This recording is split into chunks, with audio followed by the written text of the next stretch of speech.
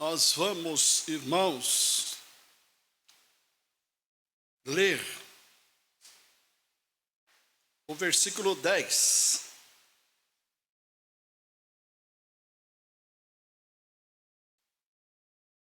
Segundo aos Coríntios 7, capítulo 7, versículos, eu vou ler do 8 a 10. Porquanto, ainda que vos tenha contristado com a carta, não me arrependo. Embora já me tenha arrependido, vejo que aquela carta vos contristou por breve tempo. Agora me alegro, não porque fostes contristados, mas porque fostes contristados para arrependimento, pois fostes contristados segundo Deus, para que de nossa parte nenhum dano sofresseis. Porque a tristeza segundo Deus produz arrependimento para a salvação, que a ninguém traz pesar, mas a tristeza do mundo produz morte. Eu queria que os irmãos juntamente repetíssemos, eu creio que a versão deve ser a mesma, se não for também não tem importância. Porque a tristeza segundo Deus produz arrependimento para a salvação, que a ninguém traz pesar, mas a tristeza do mundo produz morte. Os irmãos podem conservar, se quiserem, eu prefiro suas Bíblias abertas neste texto, porque nós vamos citar versículos deste texto, o capítulo 7. Por causa do tempo, não lemos todo o capítulo, mas vamos fazer referência a alguns versículos. Vamos curvar nossa cabeça e orar mais uma vez. Ó Senhor, bendito seja o teu nome. Deus grandioso, majestoso, Deus que nos salvou em Cristo Jesus, nosso Senhor. Mas, ó Pai, ainda na condição de pecadores neste mundo, trememos diante da Tua majestade e perfeição em nossa indignidade para pregar, para falar da palavra eterna. Por isso rogamos a Tua graça, a iluminação do Teu Espírito, a condução do Teu Espírito na meditação desta manhã. Perdoa-nos por Tua misericórdia e sustenta-nos por Tua graça. Edifica-nos, ó Deus, pela Tua palavra eterna. Em nome de Jesus, amém. Porque a tristeza, segundo Deus, produz arrependimento para a salvação, que a ninguém traz pesar. Outra tradução diz assim, nesta parte, da qual ninguém se arrepende, da tristeza segundo Deus. Mas a tristeza do mundo produz morte. Nós vamos conversar um pouquinho, então, com os irmãos sobre tristeza e arrependimento, baseados neste texto. Irmãos, na semana do carnaval recente, como sempre acontece, trataram da alegria é difícil, né? Contrastando, saiu, Esse é o problema do disléxico, viu, gente? Disléxico e disgráfico. Com alegria do carnaval. Há quantas vezes ouvimos, carnaval é alegria, alegria, né? Uma loucura, essa tal de alegria do carnaval.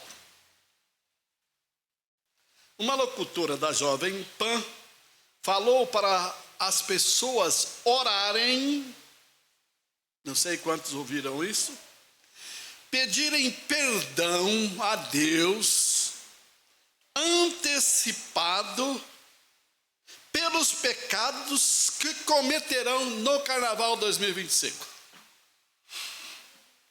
Me marcou essa fala. E aproveitarem a alegria. Para terem crédito, fazer essa confissão, para terem crédito antecipado com Deus para pecarem, licença para pecar, né? A tristeza, segundo Deus, contraria a alegria. Mas eu gostei dessa definição. A tristeza, segundo Deus, é um sentimento que leva ao arrependimento e à salvação. É um dom do Espírito Santo que reconhece que as ações humanas ofenderam a Deus. Veja, reverendo, da onde eu peguei essa definição? Da inteligência artificial. Os homens não são ignorantes do Evangelho. Não foi da Bíblia que eu peguei isso, não. Foi da inteligência artificial. A primeira carta de Paulo aos Coríntios produziu um sentimento de tristeza, motivado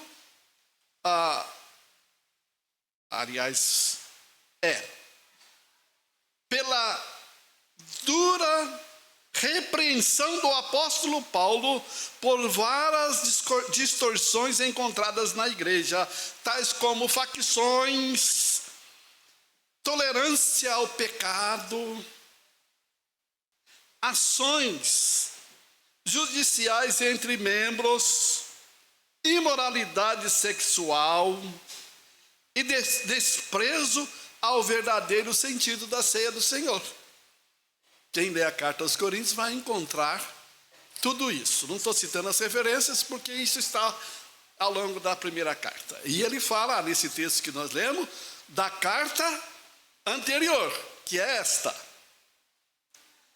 Na segunda carta, Paulo, na segunda parte então, de Paulo, a tristeza de todos aqueles problemas cedeu lugar à alegria, pois mudou a conduta e o caráter de todos, motivando-os a servir ao Senhor de coração inteiro. Pensemos, irmãos, sobre ser contristado segundo Deus, mesmo que conduza um mal-estar temporário. Isto concorre, ao final, para a alegria do cristão e da igreja como todo. Se um membro sofre, todos sofrem com ele. Se um membro se alegra, todos se alegram com ele. Meus irmãos fizeram uma oração aqui de tristeza, porque estavam orando pelos enfermos, participando do sofrimento, não é? Mas também oraram agradecendo a Deus pela Santa Ceia, a alegria, segundo Deus, depois de arrependido e salvo. Outros termos encontramos para a tristeza.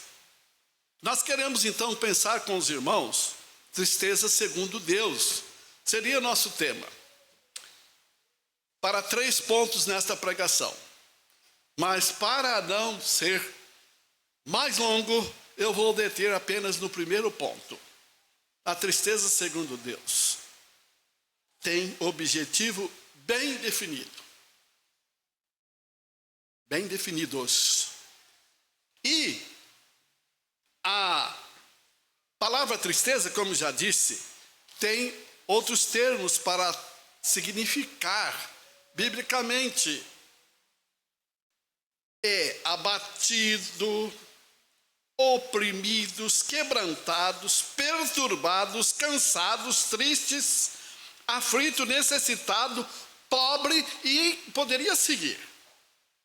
Não, são utilizados esses termos para fazer referência aos homens que reconhecem as suas impossibilidades diante da condição de sujeição ao pecado.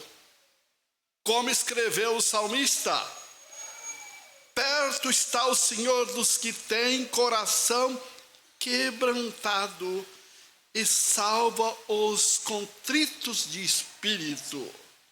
Então, esses tristes por causa do pecado, Deus dá salvação. Deus não tem interesse, irmãos, na tristeza de ninguém. O que vem dele e produz tristeza é porque foi resultado do pecado, por pensamentos, palavras, atitudes ou omissões de nossa parte, e tem seus objetivos. Então Deus não quer, não gosta que fiquemos tristes, mas tem uma tristeza que é Ele que faz em nós, é dele que vem, é a tristeza por causa do pecado, seja para a salvação, seja para a santificação do crente. Ao pecarmos, sentimos tristeza. Infelizmente sentimos, porque se não a sentirmos, continuaremos pecando. Mas Deus produz em nós essa tristeza, para que nos arrependamos e sejamos perdoados. Então, já que é para a santificação, pensemos em 3 pontos rapidamente. 3 pontos de um ponto, viu? 3 parágrafos, 3 itens de um mesmo ponto. Nossa santificação, o texto está dizendo aí no versículo 1, por isso que pedi para a Bíblia ficar aberta. Porque se eu errar, os irmãos corrigem. Purifiquemo-nos de toda a imundícia da carne e do espírito. Você já prestou atenção? Eu penso aqui no seguinte: o pecado nos torna imundos física e espiritualmente. Há tempos atrás conheci 2 irmãs, as 2 criadas na igreja. Isso há muito tempo atrás, tá? E a crente, a esposa de pastor, serva de Deus, consagrada, como a outra irmã, também envelheceu. Envelheceu. 30, 40 anos, a gente não é mais ninguém do que era, não tem jeito, né? Minha irmã me disse assim: eu lembro do senhor, mas está tão diferente. Não precisa contar por quê, né? Não é porque fiquei mais jovem. E então o tempo foi passando, e o filho dessa crente casou-se. E eu fui no casamento. E no casamento apareceram os familiares. Esta outra que não há esposa de pastor, desviou-se da sua criação, da igreja, e mergulhou no pecado. Mas mergulhou com tudo. Diz que crente não presta para pecar, mas quando o crente resolve se entregar ao pecado, ele é pior do que o nunca convertido, o nunca que teve contato com o evangelho. E parece que é verdade isso, viu? Parece que isso é real, porque aquela moça me deu um susto, reverendo, quando a vi em comparação com a irmã. Aquela moça estava acabada, um bagaço, como a gente diz. E se não me engano, ela é mais nova do que a crente. Olha, o pecado acaba, destrói. Mas se no pecador não for produzida a tristeza pelo pecado por Deus, não há arrependimento. Há um estado de piora da vida de quando estava, pelo menos na igreja. É o caso.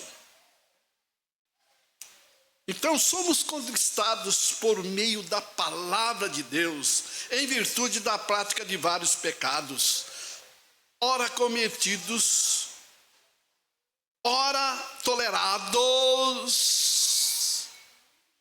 É muito comum, irmãos, levarmos em conta o nosso pecado cometido, como crentes, mas também, infelizmente, é comum a tolerância do pecado na vida de crentes, principalmente se este sujeito pecador for nosso filho, nosso parente. Nós temos uma longanimidade para com este, a que não temos muitas vezes até conosco mesmo diante de Deus. E isto é deplorável. É motivo para mudança, ou a tristeza segundo Deus, é motivo sim para mudança de atitude. Eis o problema da humanidade e que está então na vida cristã moderna, como também esteve no passado, não mudou. O confronto é purificar-se de toda imundícia, visando a santificação. O principal objetivo de Deus a produzir tristeza em nós é nos levar a ser purificados. A palavra de Deus está nos dizendo, segundo, conforme Pedro escreveu, mas como é santo aquele que vos chamou, sede vós também santos em toda a vossa maneira de viver. Irmãos, santidade não é estado emocional de levantar a mão e de emocionar enquanto cantamos qualquer cântico. Santidade é para se viver em todas as maneiras, em tudo que fazemos. Fazer tudo para a glória de Deus é santidade. É vida com Deus. Segundo, depois do objetivo da tristeza segundo Deus ser a nossa santificação, também é exercitar-nos no temor a Deus. A Bíblia diz em Provérbios: o temor do Senhor é o princípio do saber, mas os loucos desprezam a sabedoria e o ensino. Em Atos temos, a igreja na verdade tinha paz por toda a Judéia, Galiléia, Samaria, edificando-se e caminhando no temor do Senhor. Irmãos, andar no temor do Senhor é entristecer-se com o pecado. Irmãos, eu quero fazer uma pergunta: você tem entristecido pelo pecado na igreja? Pelo pecado no seu lar? No seu trabalho? na sua rua, na sua vizinhança, na cidade, na sua cidade. Nós somos salvos, graças a Deus, aleluia, né? Mas, irmãos, nós precisamos ter a tristeza de Deus por causa do pecado das pessoas que estão no mundo. A igreja só vai evangelizar e ter avivamento quando arrepender-se dos pecados, a começar da casa de cada crente. Prega tanto sobre avivamento, mas prega pouco sobre santidade. Eu não quero falar de avivamento, eu quero falar de santidade, porque o avivamento não precisa falar. Ele é a ação poderosa e espontânea do Espírito Santo de Deus em um povo santificado, que nada pode segurar. Nada pode. Mas a falta de santidade impede. Temer a Deus não é ter medo dele, pois o medo nos faria fugir de Deus e não aproximar-nos dele. João diz: no amor não existe medo.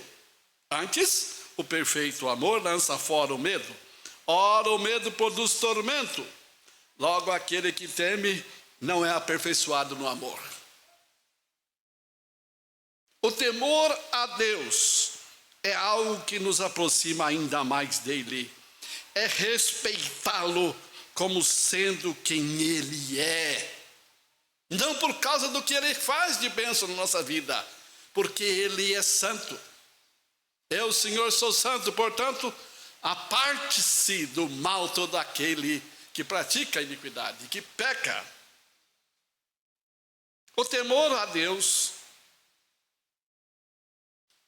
nos leva à reverência, como sendo quem é. Reverenciá-lo e obedecê-lo, baseado em toda a revelação da sua santidade, justiça, grandeza, misericórdia, benignidade, vontade, amor e outros milhares de atributos relativos a Deus ou relacionados sobre Deus na Bíblia.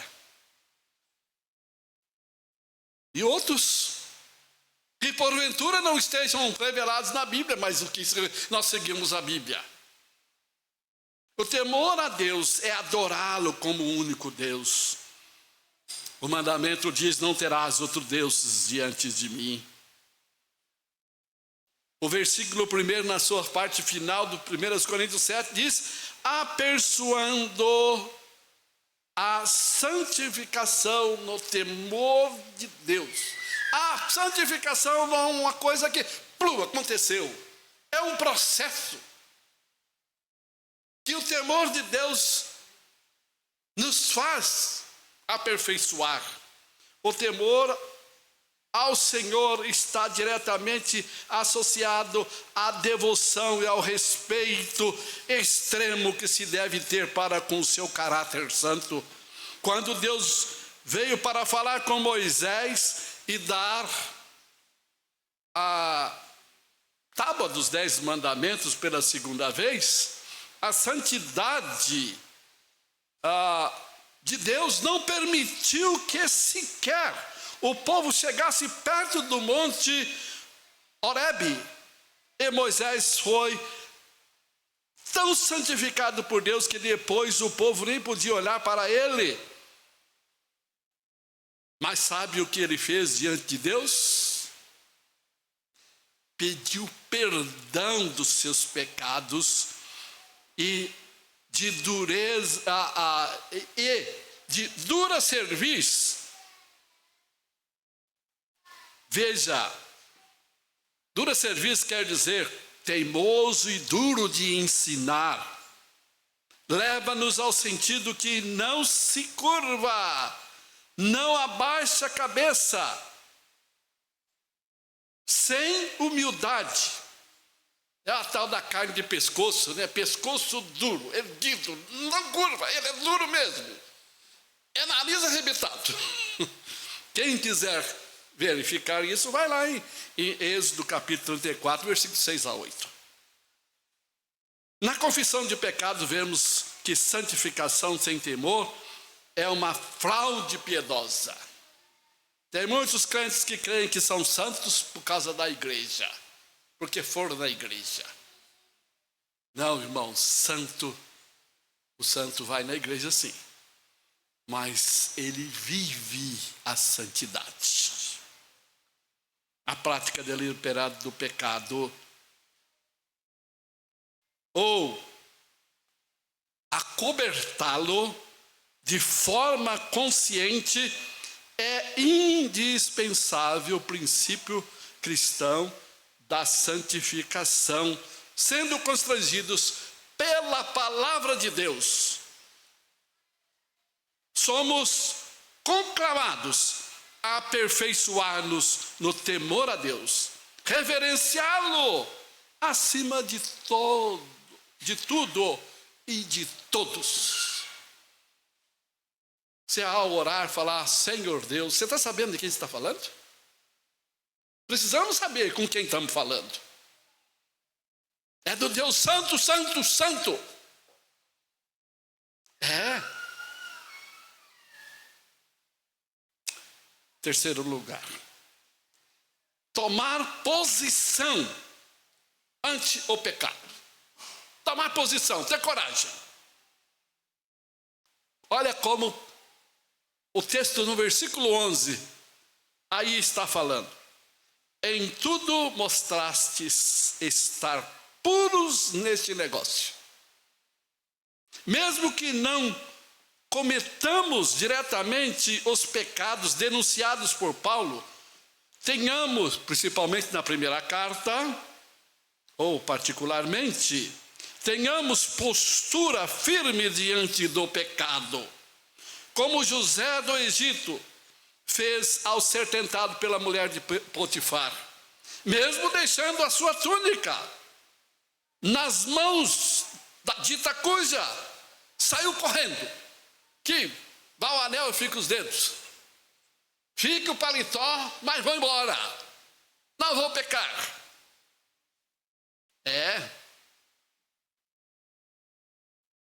A tristeza, segundo Deus, objetiva levar-nos ao entendimento de que não basta apenas fugir da prática do pecado, devemos também denunciá-lo em todo o tempo e em todas as circunstâncias. No caso real da IPB, eu digo procurar denunciar dentro dos ditames essencialmente bíblicos e da Constituição. Se alguém tem denúncia para fazer, eu já vou instruir. Procura o pastor que ele vai te explicar direitinho como é que faz. Ele é bom nessas coisas. Os presbíteros também. Para participar da Santa Ceia, irmãos, precisamos também nos preparar. Alguém disse que no dia da Santa Ceia, nós precisamos acordar preparando-nos para a Santa Ceia. E se a Santa Ceia for à noite, preparar-nos o dia todo, porque no caso de ser de manhã, prepara pouco, dá pouco tempo, né? Mas outro disse, deve-se preparar a semana toda, o mês todo, o intervalo todo, para participar da Santa Ceia. Porque se estamos preparando-nos para participar da Santa Ceia, estamos nos santificando.